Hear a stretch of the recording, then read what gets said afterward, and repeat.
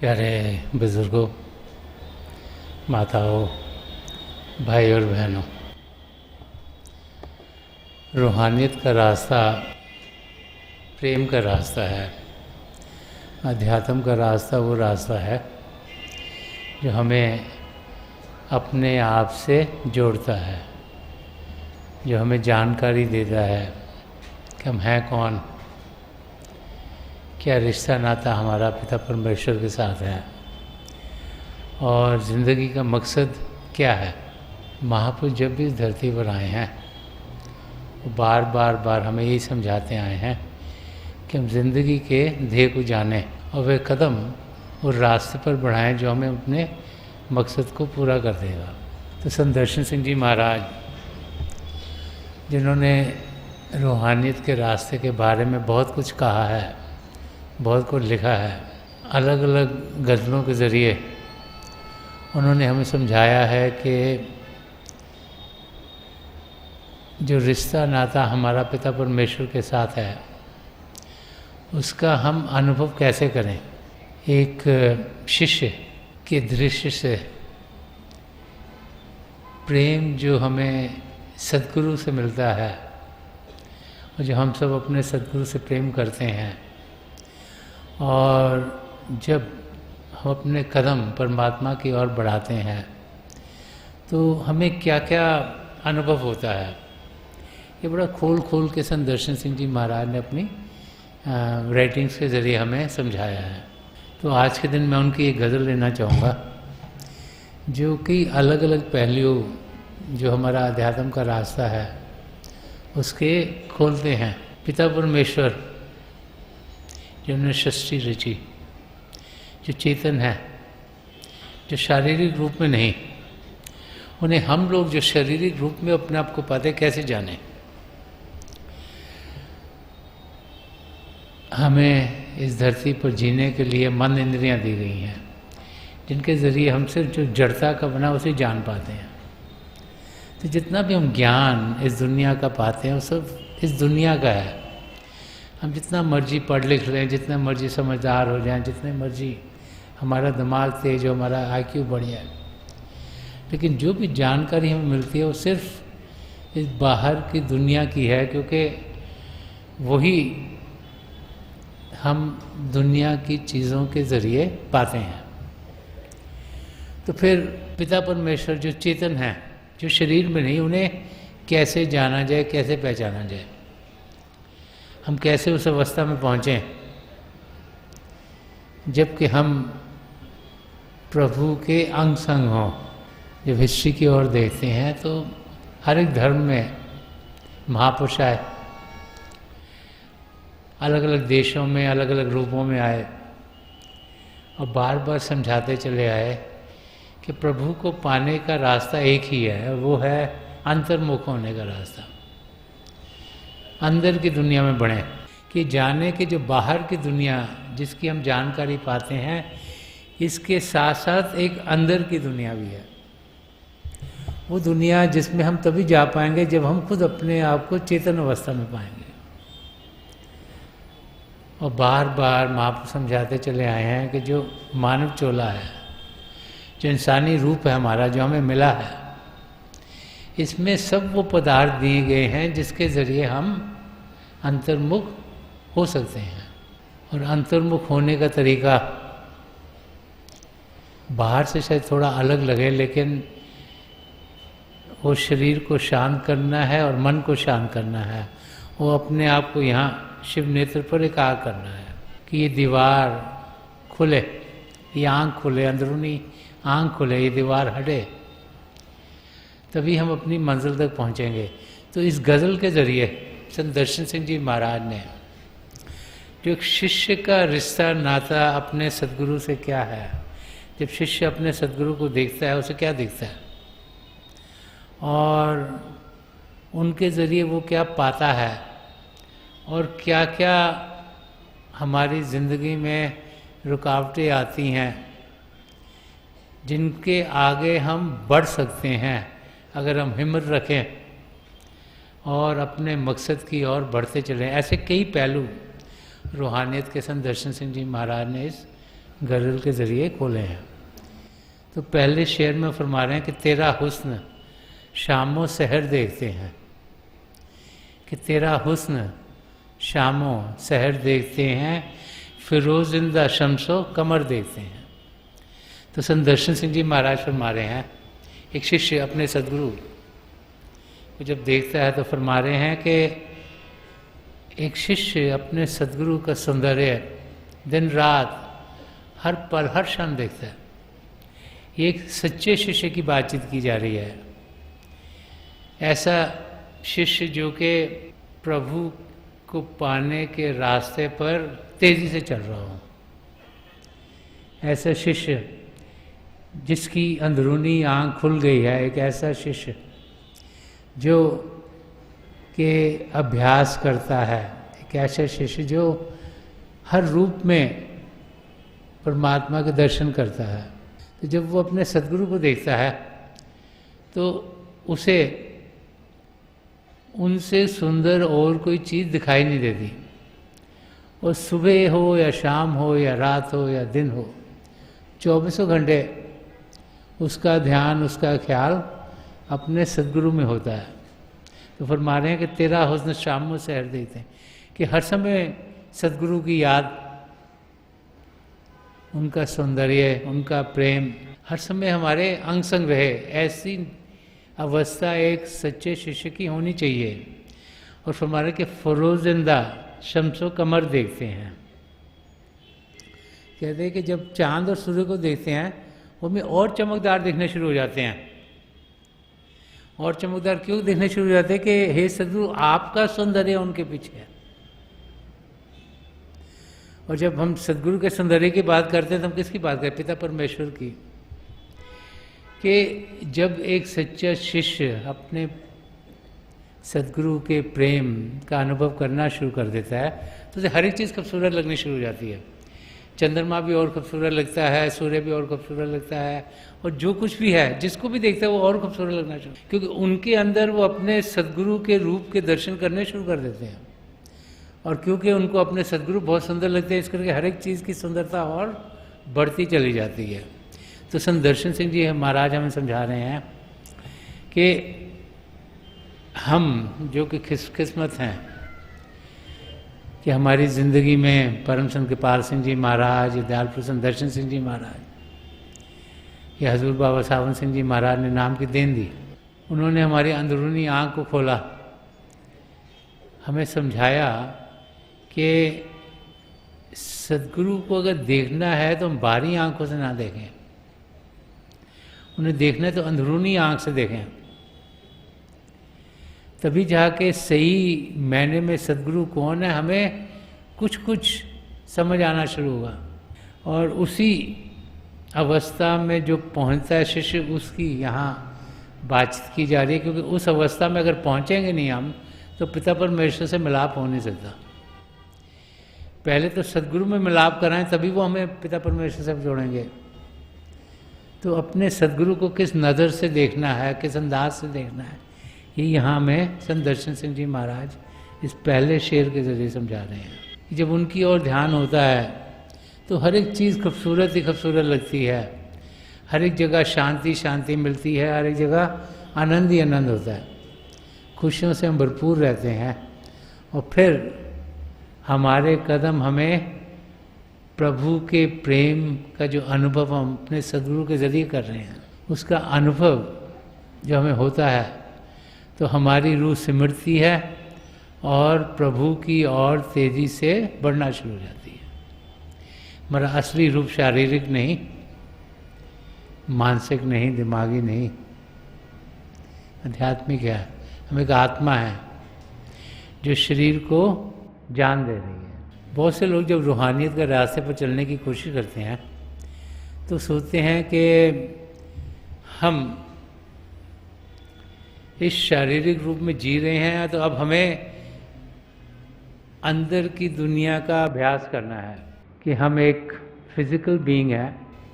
तो हम सोचते हैं कि हमें स्पिरिचुअल एक्सपीरियंस होना चाहिए। हम भूल जाते हैं कि असलियत में तो हम एक आत्मा हैं। वो आत्मा जो प्रभु का अंश थी, वो आत्मा जैसे प्रभु से बिछड़े लाखों करोड़ों साल हो गए, कई योनियों में गए हम।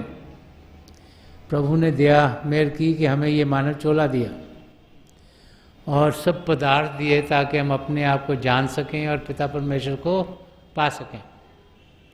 तो हमारी यात्रा बड़ी लंबी है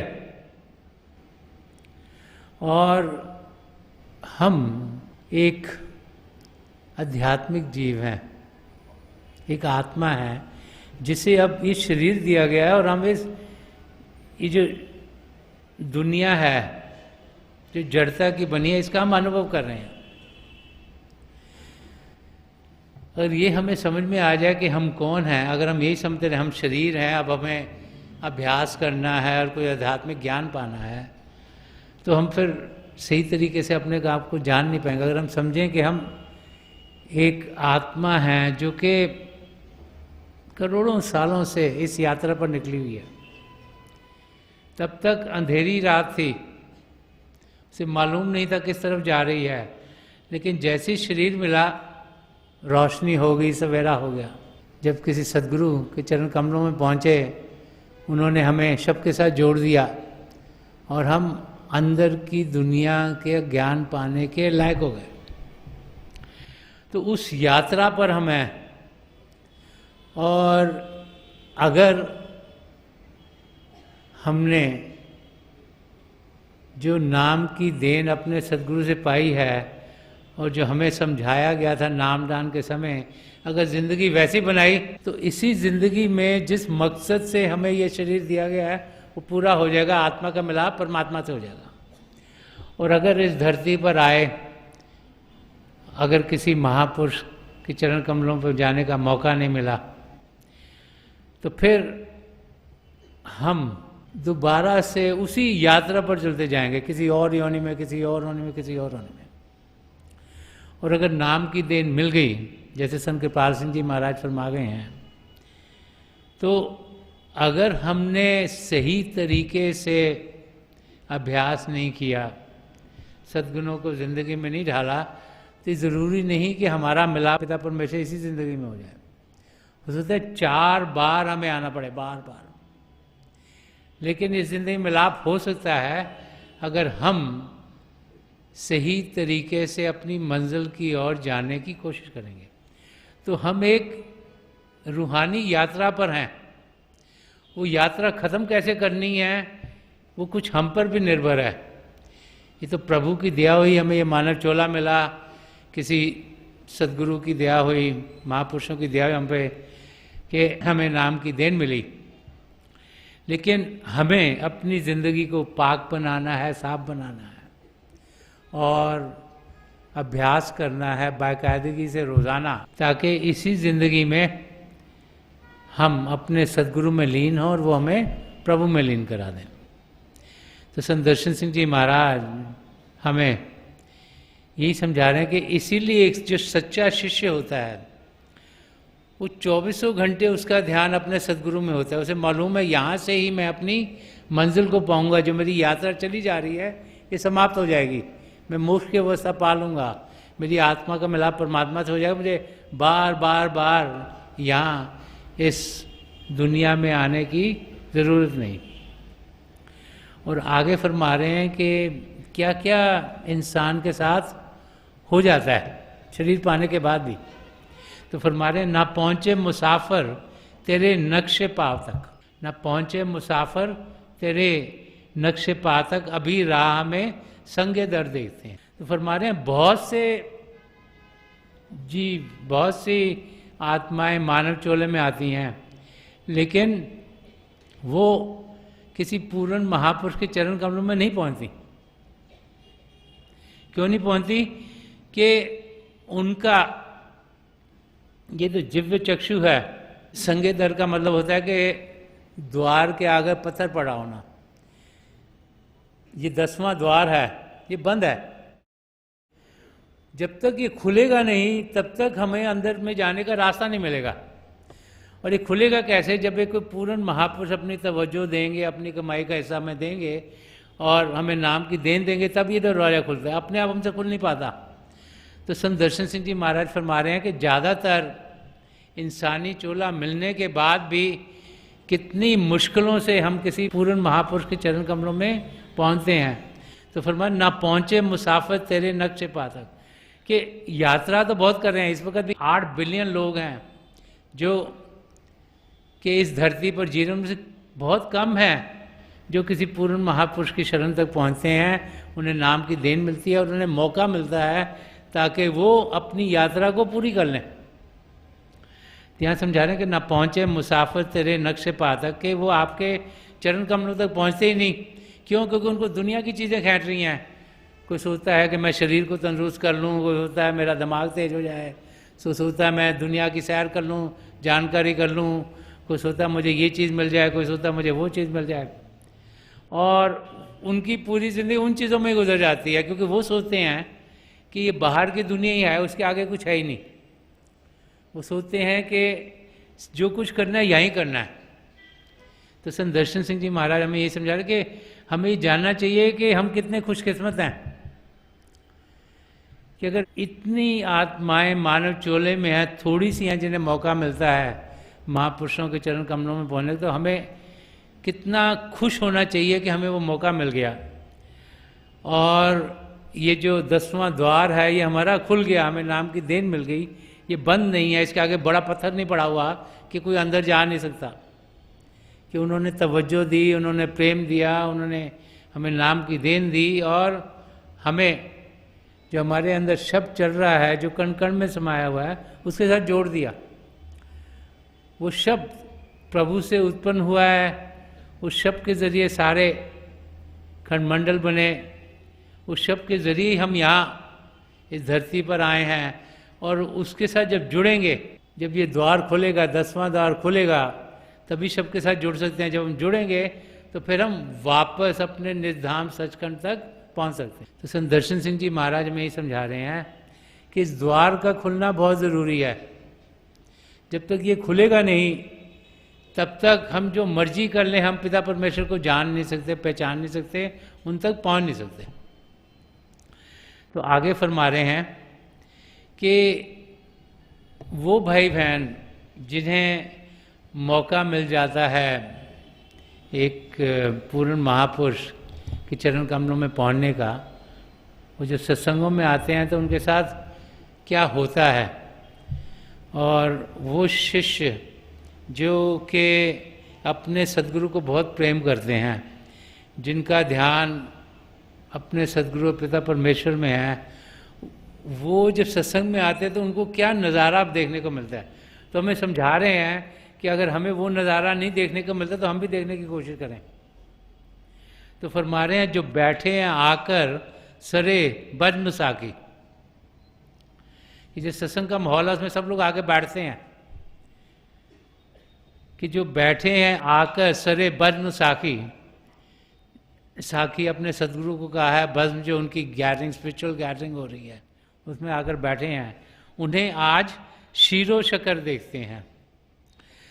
तो कह रहे हैं कि जो भी पूर्ण महापुरुष होते हैं, जो उनकी संगत होती है, उसमें जो भी आके बैठता है वो ऐसे लगता है कि जैसे उन्हें आज शीरो शकर देखते हैं।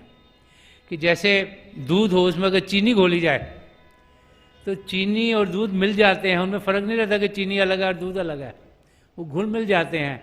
ऐसे ही अगर हम अपनी नज़र आस पास घुमाएंगे तो हम देखेंगे कोई एक धर्म का इंसान है, कोई दूसरे धर्म का इंसान है, कोई एक भाषा बोलता है, कोई दूसरी भाषा बोलता है, कोई कपड़े एक किस्म के पहनता है, कोई दूसरे किस्म के कपड़े पहनता है, कोई एक देश से आया, कोई दूसरे देश से आया है। तो समझा रहे हैं कि जो पूर्ण महापुरुष होते हैं वो सिर्फ एक जगह या एक जाति या एक किसी फेथ के लिए नहीं आते, वो हम सब के लिए आते हैं और वो हम सब के लिए इक्वली अवेलेबल हैं। वो चाहते हैं कि हम सब चाहे किसी भी धर्म में हो, किसी भी जाति में हो, किसी भी कल्चर में रहते हों, किसी भी देश में रहते हों, कैसे भी हमारे ख्यालात हों, कि हम अपने आप को जानें और पिता परमेश्वर को पाएं।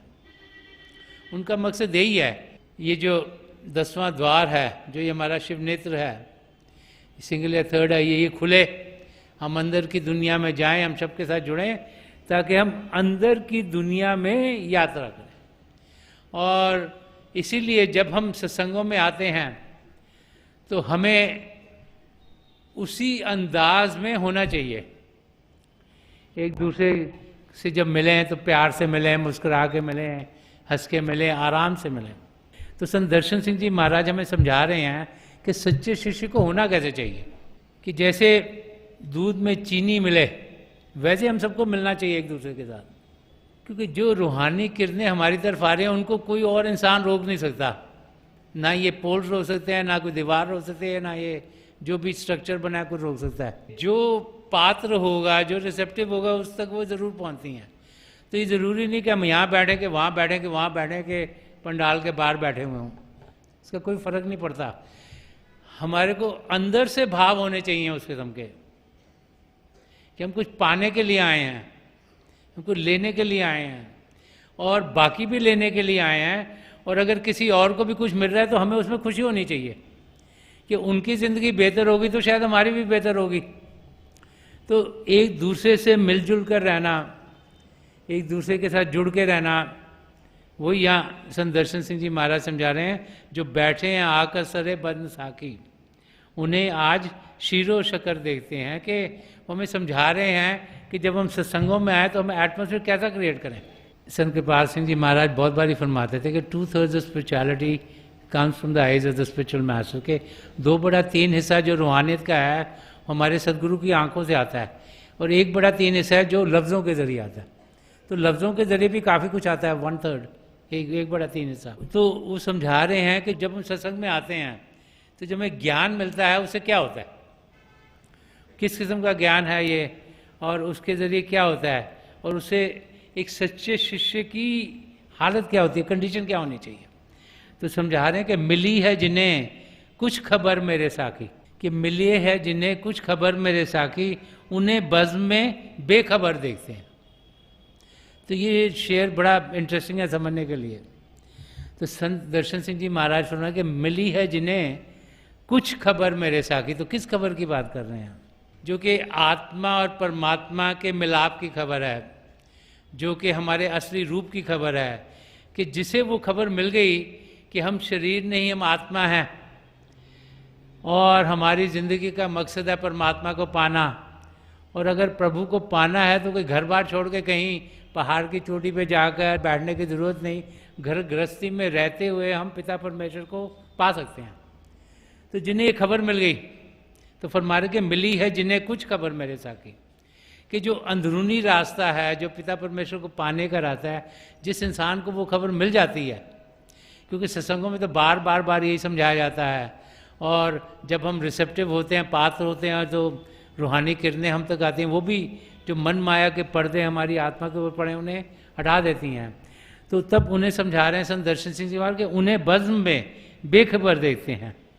तो संत दर्शन सिंह जी महाराज फरमा रहे हैं कि जो एक सच्चा शिष्य है वो दुनिया की चीज़ों से बेखबर है, उसे ये कुछ पता नहीं कि आज ऑस्ट्रेलिया से इंडिया जीत गया मैच, या उसे ये कुछ समझ में नहीं है कि कौन सी मूवीज़ लगी हुई हैं, उसे ये पता नहीं कि बाहर क्या हो रहा है, क्योंकि उसका ध्यान सिर्फ प्रभु की ओर है, वो प्रभु की मस्ती में। इसीलिए कभी कभी आपने सत्संगों में देखा होगा जब जोड़े कहीं उतार के आओ तो पहन के कुछ और आते हैं, घर में कुछ और पहन के चले जाते हैं लोग, क्यों उनका ध्यान उस समय बाहर की चीज़ों में नहीं है। कई बार आपने ये भी देखा होगा कई भाई बहन होते हैं जिनको जब देखो बड़ा मुस्कुरा रहे होते हैं हर वक्त, तो कई बार आम इंसान सोचते हैं क्यों मुस्कुरा रहे इतना ज़्यादा, वो अंदर प्रभु के प्रेम का अनुभव कर रहे हैं, उनकी मस्ती में उनको समझ में आ गया कि बाहर की चीज़ें सब बेकार हैं, ये बाहर की दुनिया में करना क्या है, उनका ध्यान अंदर की दुनिया में होता है। तो संत दर्शन सिंह जी महाराज जी से मिली है जिन्हें कुछ खबर मेरे साकी, कि जिन्हें अंदर की दुनिया के बारे में थोड़ी सी भी जानकारी होती है, जिन्हें ये खबर मिल जाती है कि अंदर भी कोई दुनिया है, वहाँ पर हम जा सकते हैं, वहाँ पर जाकर हम पिता परमेश्वर को पा सकते हैं, ज़िंदगी के मकसद को पूरा कर सकते हैं, उन्हें बज़्म में बेखबर देखते हैं। कि जब वो बाहर की गैदरिंग में हों भी तो उधर उनका ध्यान, क्योंकि अंदर की दुनिया में है, वो अंदर की दुनिया का रस पी रहे हैं, अंदर की दुनिया की खुशियाँ पा रहे हैं, अंदर की दुनिया का आनंद पा रहे हैं, बाहर की दुनिया में उनका ध्यान नहीं होता, उससे वो बेखबर होते हैं, उस और वो ध्यान देते नहीं, क्योंकि उन्हें मालूम है कि अंदर की दुनिया प्रेम की दुनिया है, अंदर की दुनिया सच्ची दुनिया है। ध्यान उसे जैसे निकाला बाहर की दुनिया में तो खराबी ही खराबी होगी। उनका ध्यान फिर अंदर की दुनिया में ही रहता है और वो अध्यात्म के रास्ते पर तेज़ी से तरक्की करते हैं। तो संत दर्शन सिंह जी महाराज यहाँ समझा रहे हैं कि एक सच्चे शिष्य को कैसा होना चाहिए कि हम घर गृहस्थी में जीते हैं, हम अपने कामों में भी जाते हैं क्योंकि हमने अपने पैरों पे खड़े होना है, अपना रिस्पॉन्सिबिलिटीज को पूरा करना है। लेकिन जैसे पंजाबी का मुहावरा है, हथ कारवल दिल यारवल, कि जैसे भी कुछ कर रहे हो ध्यान पिता परमेश्वर की ओर हो, ध्यान अंदर की दुनिया में हो, ताकि बाहर की चीज़ों का कोई असर हमें ना पड़ सके और वो हमें अंदर की दुनिया के प्रेम, अंदर की दुनिया की जो शांति है, जो अंदर की दुनिया का सुख चैन है, उससे दूर ना कर पाए। और आखिर में संत दर्शन सिंह जी महाराज इस गज़ल के इस शेर में फरमा रहे हैं कि जिन अहले जुनू को है सौदाए मंजिल, जिन अहले जुनू को है सौदाए मंजिल, वो रहरो नहीं रह गुज़र देखते हैं। तो फरमा रहे हैं कि जिन अहले जुनू, वो लोग जो प्रभु के प्रेम से भरपूर हैं, कि जिन अहले जुनू को है सौदाए मंजिल, कि जो अपनी मंजिल तक पहुंचना चाहते हैं, जो प्रभु के प्रेम से भरपूर हैं और जो अपनी मंजिल तक जाना चाहते हैं, जिन्हें मालूम है कि ज़िंदगी का मकसद है आत्मा का मिलाप परमात्मा से करवाना।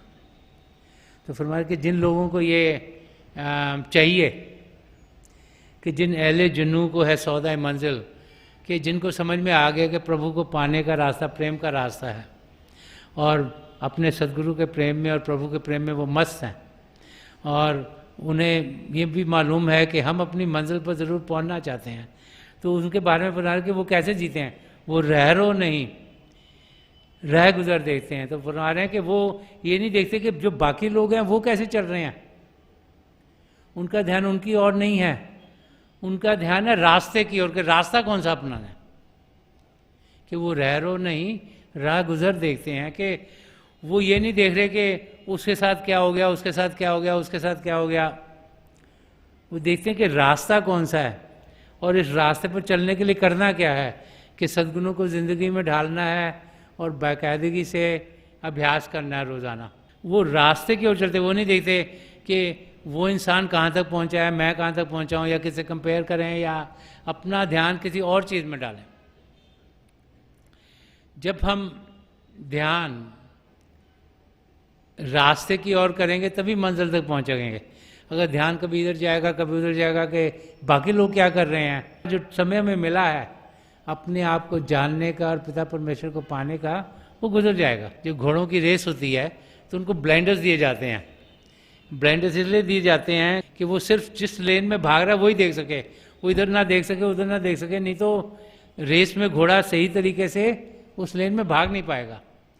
तो ऐसे ही महापुरुष हमें समझाते हैं और संत दर्शन सिंह जी महाराज समझा रहे हैं कि वो भाई बहन जो कि प्रभु के प्रेम में मस्त हैं, जो जानते हैं कि हमें अपनी मंजिल को पाना है, उनका ध्यान कि भटकना नहीं चाहिए, उन्हें इधर उधर देखने की कोई ज़रूरत नहीं, उनका ध्यान रास्ते के ऊपर होना चाहिए।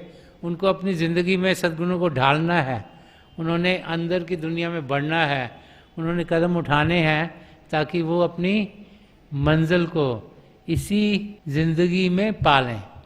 बार बार बार महापुरुष हमें समझाते चले हैं कि हम सब जिन्हें नाम की देन मिली है, हम सब पिता परमेश्वर को इसी ज़िंदगी में पा सकते हैं। उन्होंने तो देन दे दी, उन्होंने तो कृपा की, हमें नाम की देन दी, लेकिन जैसे उन्होंने समझाया वैसे हमारी ज़िंदगी होनी चाहिए। संत कृपाल सिंह जी महाराज भी फरमाते थे, if you love me keep my commandments, कि अगर आप मुझसे प्रेम करते तो मेरा कहना मानो।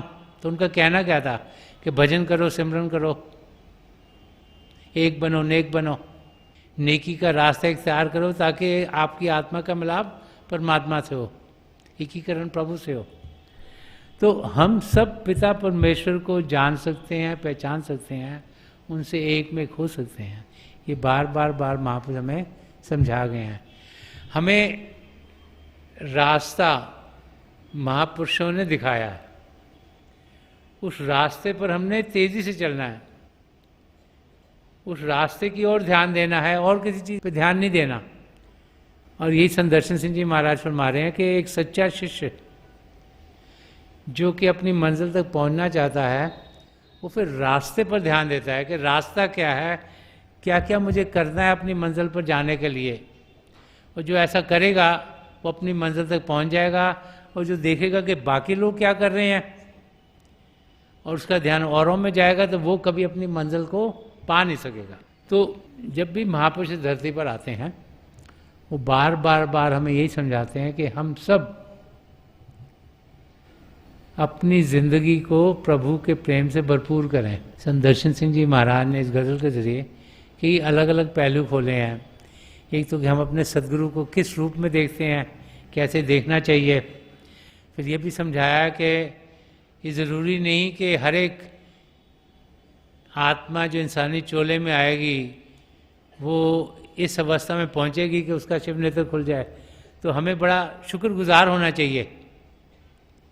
इसलिए संदर्शन सिंह जी महाराज ने एक जगह और भी फरमाया कि नफस नफस मुझे लाजिम है शुक्र का सजदा, कि मेरे दोस्त का ऐसा है ज़िंदगी मेरी। तो हमें पिता परमेश्वर का शुक्रिया करना चाहिए कि हम उस अवस्था में पहुंच गए।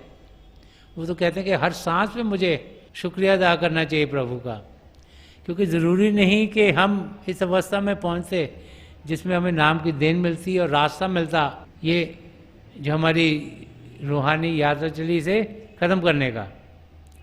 और फिर समझा रहे हैं कि जब हम सत्संगों में आते हैं, वैसे भी किसी को भी मिलते हैं, तो जो सच्चा शिष्य वो ऐसा होता है जो कि औरों से प्रेम से मिले। जैसे दूध में चीनी मिल गई और पता नहीं लग रहा दूध क्या है चीनी क्या, ऐसे ही मेल मिलाप हमारा सबके साथ होना चाहिए, प्रेम से, आदर से, उनकी ज़िंदगी में कोई मिठास डालने के लिए, ताकि एटमॉस्फेयर शांत रहे और सब अभ्यास सही तरीके से कर पाए। जहाँ भी हलचल होगी वहाँ पर अभ्यास नहीं हो सकता, तो हमें शांत अवस्था में जाना है। और फिर फरमा रहे हैं कि हमें समझा रहे हैं कि जब हमें अंदर की दुनिया का कुछ अनुभव होता है, वहाँ से खुशियाँ मिलती हैं और आनंद मिलता है, तो तब जाके हमें समझ में आती है कि बाहर की दुनिया में कुछ है नहीं, ये माया की दुनिया है। यहाँ हम अपने कर्म काट रहे हैं और यहाँ पर अगर कुछ करेंगे भी हमारे से कुछ जाने वाला नहीं। हर रोज़ हम देखते हैं किसी न किसी घराने में मौत हो जाती है। वो इंसान जो आया था उसने क्या रूहानी तरक्की की, उस पर निर्भर होता है कि वो कहाँ पर पहुँचता है। तो ऐसे खुशकिस्मत जिन्हें नाम की देन मिलती है, जो प्रेम से जीते हैं, वो अपनी मंजिल को पा लेते हैं। उन्हें फिर यहाँ बाहर दोबारा से आने की ज़रूरत नहीं। लेकिन बहुत से लोग हैं जिन्हें कोई मौका ही नहीं मिलता किसी महापुरुष के चरण कमलों में पहुंचने का, वो फिर से दोबारा से फिर उसी 84 लाख जियाजुन में अटक जाते हैं।